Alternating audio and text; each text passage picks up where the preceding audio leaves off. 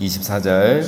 이후에 아람 왕 베나다시 그의 온 군대를 모아 올라와서 사마리아를 에워싸니.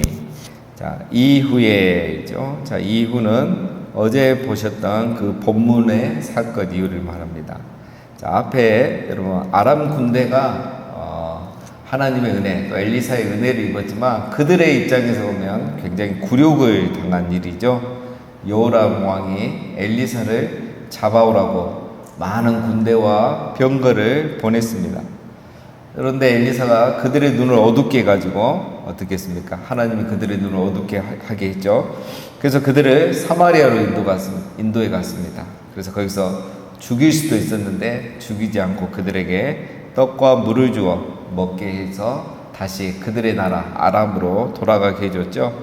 엄청난 은혜를 베푼 거죠. 그래서 어제 23절 마지막에 보면 이로부터 아람의 군사의 부대가 다시는 이스라엘 땅에 들어오지 못하니라. 그들이 이 은혜에 감사도 하고 놀랍기도 하고 그래서 한동안 공격을 하지 않았다는 거야. 그런데 이제 시간이 지나고 나서 이후에 아람 왕 베나다시 온 군대를 모으고 사마리아 성을 에워싼 겁니다. 자, 이번에 이제 작전이 바뀐 거죠. 지금까지 그 아람의 군대는 어떤 식으로 이스라엘을 공격했습니까? 왕만 죽이려고 했죠.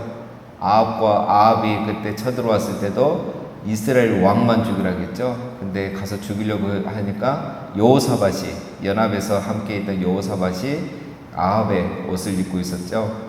자, 두 번째 또 나중에는 앞에 본문에서 어떤 일이 있었습니까? 숨어 매복하고 있다가 그 이스라엘 왕이 지나가면 이렇게 죽이려고 했었죠. 근데 그거를 엘리사가 미리 다 알고 알려줌으로 죽지 않는 그런 일들이 일어났죠. 그러니까 지금까지 공격은 이렇게 왕만 죽이는 거였습니다. 그렇게 해서 이스라엘을 이제 이렇게 잡으려고 했는데, 자, 이번에는 작전을 바꾼 거예요. 이제 화도 나고 그 굴욕도 당했기 때문에 아예 이 사마리아성, 이스라엘의 수도인 사마리아성을 포위해서 이제 굶어 죽든지 항복을 하든지 그렇게 하겠다라는 작전을 세운 겁니다. 자, 25절 작전이 성공합니다. 아람 사람이 사마리아를 에워싸므로 성중이 크게 줄여서 나귀머리 하나에 은 80세겔이요 비둘기똥 4분의 1의 일갑에 은 5세겔이라 하니. 자, 작전이 성공하죠. 지금은 이스라엘에 그렇지 않아도 기근이 있는 그런 때입니다. 기근이 있는데 아람 군대가 성을 포위해 버리니까 이제 어떻게 됩니까? 밖에 있는 물건이 안에 들어오지 못하는 거죠. 안에 있는 물건 갖고 이제 음식 가지고 이렇게 어느 정도는 먹고 살겠지만 그것도 한계가 있지 않겠습니까? 이렇게 해서 이제 먹을 게 없어지고 귀해지니까 점점 물가가 오른 거죠. 그래서 어느 정도로 올랐는가 하니까 나귀 머리 하나에 은 80세겔이요. 자, 여러분 은 80세겔이라 하겠죠. 나귀의 머리만, 우리 소머리만 이렇게 팔듯이 돼지 머리만 팔듯이 나귀 머리 하나가 80세겔이다. 그때 여러분 보통 사람들의 한 달 월급이 은 1세겔입니다. 은 1세겔이 한 달 월급인데 나귀 머리 하나 사 먹으려면 80세겔이에요. 성인 남자가 이렇게 자기를 소원했을 때 드리는 값이 은 50세겔입니다. 그러니까 은 80세겔을 놓고 이걸 사 먹는다는 것은 이제 불가능한 일이다 이거죠.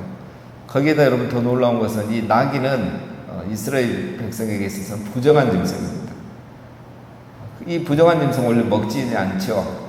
그런데 이 부정한 짐승조차 먹어야 되는 상황이 됐고 그것도 머리 하나에 80세겔을 줘야 되는 그런 상황이 됐다. 기근이 굉장히 심하다는 거죠. 그리고 이제 또 두 번째가 뭡니까? 비둘기똥 4분의 1갑에 은 5세겔이다. 한 갑이면 0.5리터라는 겁니다. 그럼 4분의 1갑이면 125ml 밖에 안 되죠. 아주 작은 양인데 이것도 은 5세겔. 5달 일해야 살 수 있는. 이 비둘기똥이 뭐 연료로 이렇게 불 때는 데 사용한 건지 음식으로 사용했는지 모르겠지만 어쨌든 굉장히 물가가 올랐다는 겁니다. 이 정도로 기근도 심했고 또 이제 아람 군대가 포위를 했기 때문에 이런 상황이 벌어진 겁니다. 자, 성 안의 상황이 어떤 일이 일어났을까요? 26절 이스라엘 왕이 성 위로 지나갈 때에 한 여인이 외치 이르되 나의 주 왕이여 도우소서. 왕이 이르되 여호와께서 너를 돕지 아니하시면 내가 무엇으로 너를 도우랴? 타작마당으로 말미암아 하겠느냐 포도주 틀로 말미암아 하겠느냐 하니라. 자, 왕이 성의를 거닐고 있었다. 자, 이건 무슨 말입니까? 지금 왕이 무능한 거예요. 요람이 더 이상 할 수 있는 게 없는 거예요. 그러니까 이렇게 계획도 세우고 지시도 하고 뭔가 이 기근과 또 적의 위협으로부터 벗어나야 되는데 할 수 있는 게 없어요. 그래서 이 왕이 그냥 성의를 거니면서 어떤 상황인지 그냥 살펴볼 수 있는 것밖에 할 수 있는 게 없었던 거죠. 자, 이게 또 한 가지 영적으로 뭘 보이냐면 이 여호람이 아직도 하나님을 찾지 않는 거예요. 이 정도 상황이면 나귀 머리 하나에 80세겔을 주고 먹어야 될 상황이 되면 회개해야죠. 왕이 하나님을 찾아야죠. 엘리사를 찾든지 하나님을 찾든지. 찾지도 않고 대책도 없고 성의를 거니는 왕. 이게 현재 이 사마리아의 상황을 보여주는 겁니다. 한 여인이 그 왕을 보고 말하죠. 왕이여 도우소서. 살려달라 이겁니다. 도와달라고 합니다. 왕이 뭐라 합니까? 여호와께서 돕지 않는데 내가 어찌 도와줄 수 있겠느냐.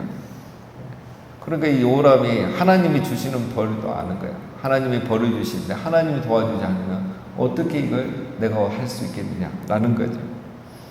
자, 28절 또 이르되 왕이 이르되 무슨 일이냐 하니 여인이 대답하되 이 여인이 내게 이르기를 내 아들을 내놓으라. 우리가 오늘 먹고 내일은 내 아들을 먹자 하며 우리가 드디어 내 아들을 삶아 먹었더니 이튿날에 내가 그 여인에게 이르되 너 아들을 내놓아라. 우리가 먹으리라 하니 그가 그의 아들을 숨겼나이다 하는지라. 여러분 세상에 이런 일이 벌어진 거예요. 먹을 게 없으니까 이 두 여인이 저쪽 여인이 먼저 말하기를 오늘은 네 아들을 먼저 우리가 먹자. 그럼 내일은 내가 내 아들을 내놓을게. 그래서 우리가 이걸로 먹고 버티자. 이런 얘기를 하는 거예요.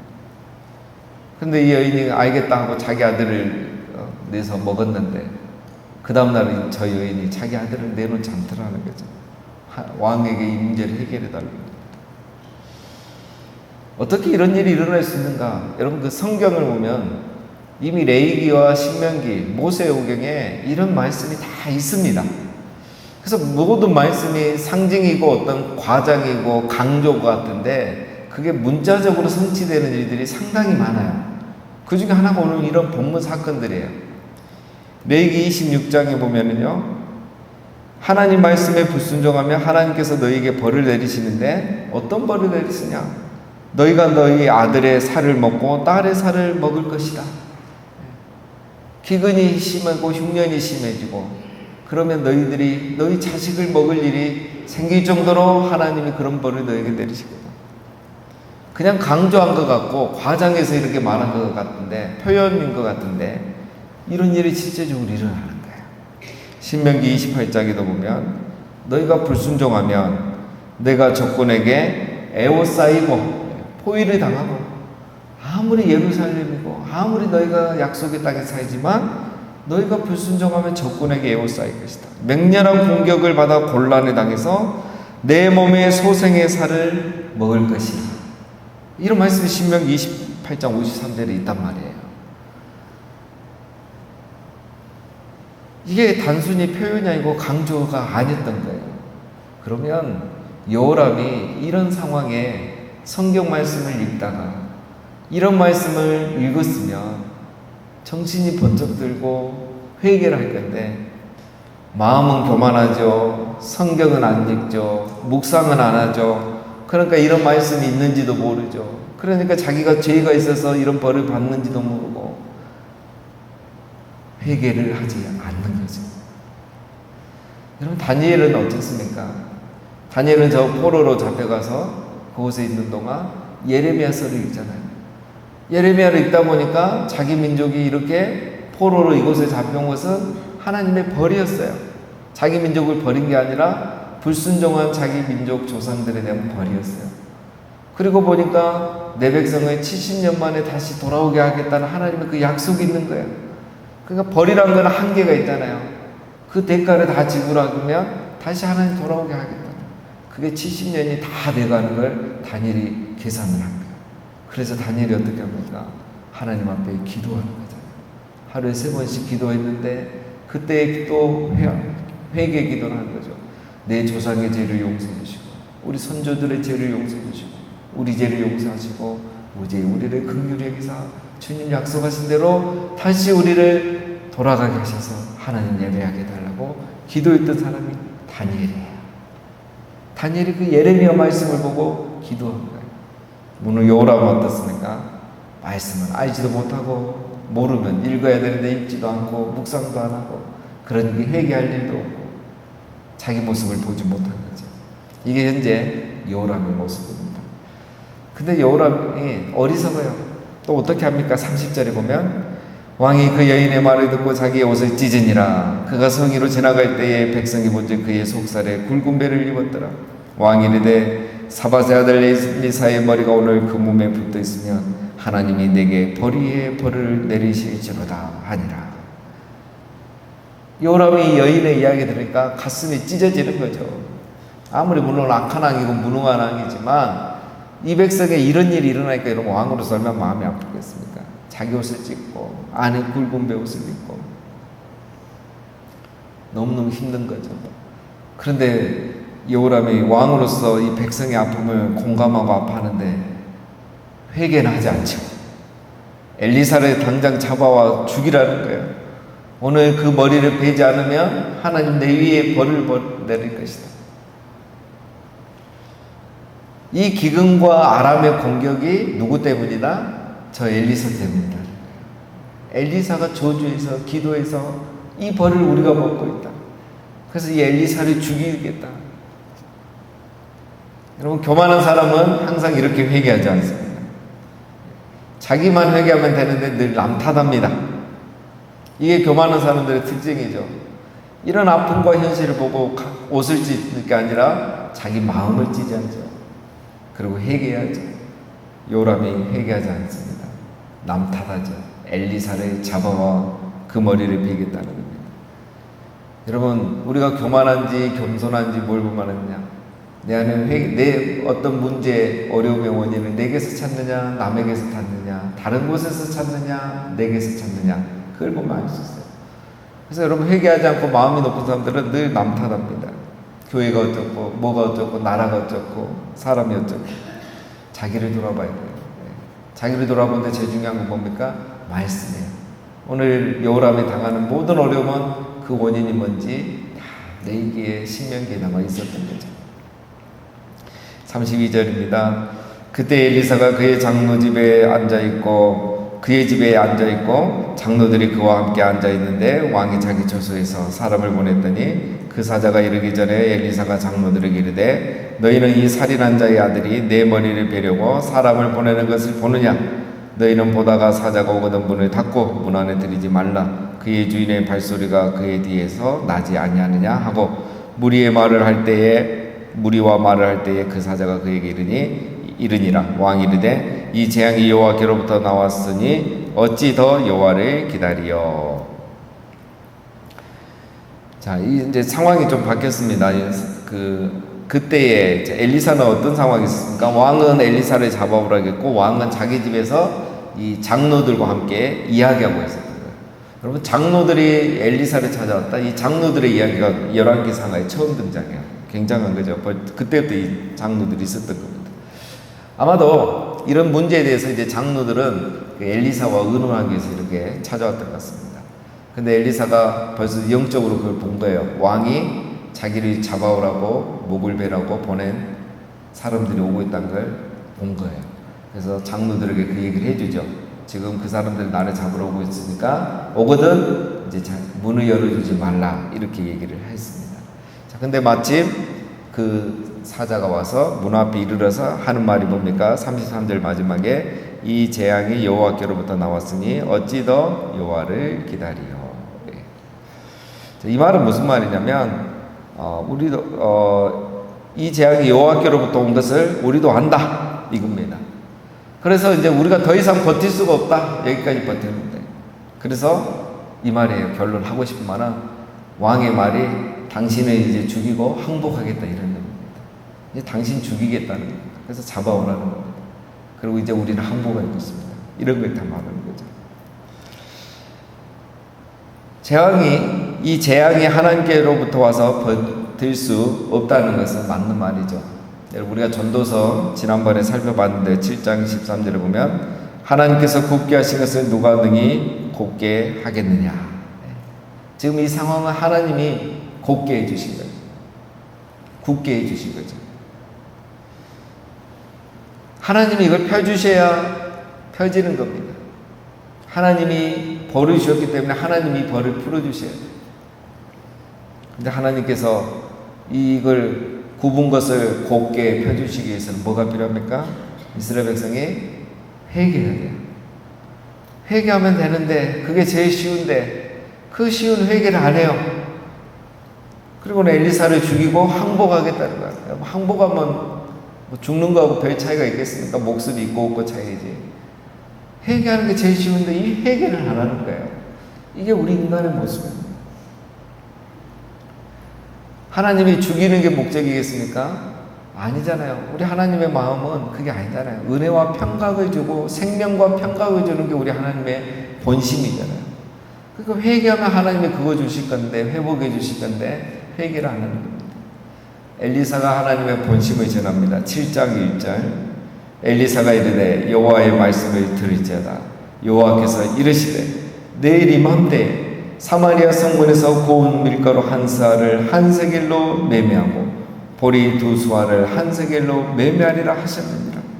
그때 왕이 그의 손에 의지하는 자 곧 한 장관이 하나님의 사람에게 대답하여 이르되 여호와께서 하늘에 창을 내신들 어찌 이런 일이 있으리요 하더라. 엘리사가 이르되 내가 내 눈으로 보리라. 그러나 그것을 먹지는 못하리라 하니라. 엘리사가 또 한 번 기회를 줍니다. 하나님이 기회를 주는 거죠. 엘리사를 통해서 말씀하시는 거죠. 내일 이맘때에 고운 가루 한 사에 1세겔, 보리 두 수와 1세겔로 매매하겠다. 한 사는 7.3리터라는 거예요. 비둘기똥 가격이 20분의 1로 확 떨어지는 겁니다. 물가가. 다시 말해서 물가가 회복되는 거죠. 이제 먹고 살 수 있게 해주겠다는 거예요. 여러분 이렇게 되려면 어떻게 돼야 되겠습니까? 예, 전쟁에서 이겨야 되는 거죠. 그리고 그 엄청난 군대의 전리품을 다 가져와야 순식간에 이 문제가 해결이 되는 거잖아요. 그러니까 내일 이맘때 너희에게 이런 일이 일어날 거다. 너희가 전쟁에서 이길 거다 말하는 거죠. 내일 이맘때라고 이렇게 말하는 이유는 뭐겠습니까? 이게 우연이 아니고 하나님이 너희를 구원해 주실 거다. 너희가 회개하지 않았지만 하나님 또 구원해 주십니다. 왜? 이 구원과 기적을 통해서 너희가 이제 다시 회개하고 다시 회복하라고. 하나님 이번에는 반대 작전이죠. 은혜를 먼저 베풀어 주시는 거죠. 근데 이게 정말 믿기 힘든 일이잖아요. 그래서 한 장관, 시대장이 뭐라 합니까? 이 말을 못 믿는 거예요. 하나님을 조롱합니다. 하나님께서 하늘에 창을 내신들 어떻게 이런 일이 일어나겠느냐. 우리가 지금 이 나귀 머리 하나도 80세겔을 주고 사 먹어야 될 상황인데 엘리사가 멋지게 말하죠. 너가 내 눈으로 그것을 보리라. 그러나 그것을 먹지는 못하리라. 이런 일은 반드시 일어날 거다. 왜? 하나님이 계획하셨으니까. 하나님이 하실 거니까. 그래서 너 눈으로는 보지만 너는 이걸 먹지 못하고 죽게 된다는 거죠. 너는 죽을 것이다. 기적이 일어난 것만 보고 죽을 것이다. 내일 그렇게 됩니다. 자, 여러분 이 시대장, 이 한 장관이 어리석죠? 아니 안 믿더라도 어떻게 하면 됩니까? 내일 이맘때라니까 하루만 기다려보면 되잖아요. 그래 그럼 내가 하루 지켜볼게. 두고 봅시다. 이렇게만 해도 죽지는 않았을까요? 근데 그 하루를 기다리지 못하고 이 사람이 너무 가볍고 마음이 교만한 거예요. 그러니까 하나님을 조롱해버리는 거죠. 성령의 역사를 회방하는 거죠. 그래서 그는 이런 벌을 받게 되는 겁니다. 여러분 말씀대로 되고 안 되고는 하나님의 일이죠.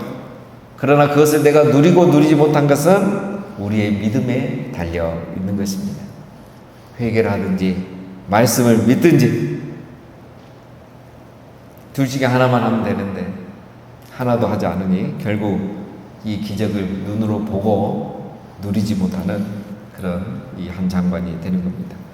자, 여러분 오늘은 우리가 여러 가지 상황을 봤습니다. 이렇게 상황이 어려질 때 사람들에게 나타나는 반응들이 있죠. 오늘 여호람은 어떻게 합니까? 남 탓하는 거죠. 자기 죄를 보지 못하고 회개하지 않습니다. 남 탓하는 사람은 회개하지 않아요. 두 번째, 이 한 장관 시대장은 어떻게 합니까? 하나님이 도와주신다고 그것도 뭐 한 달, 두 달도 아니고 내일 이맘때 하루만 기다리면 하나님이 기적을 행해 줄 거라고 했는데도 믿지를 못하는 사람이죠. 그게 바로 오늘 이 시대장입니다. 엘리사 마지막은 또 어떤 사람입니까? 말도 안 되는 상황이지만 하나님 말씀하셨어요. 그러면 엘리사는 그걸 상식적으로 믿을 수 있겠습니까?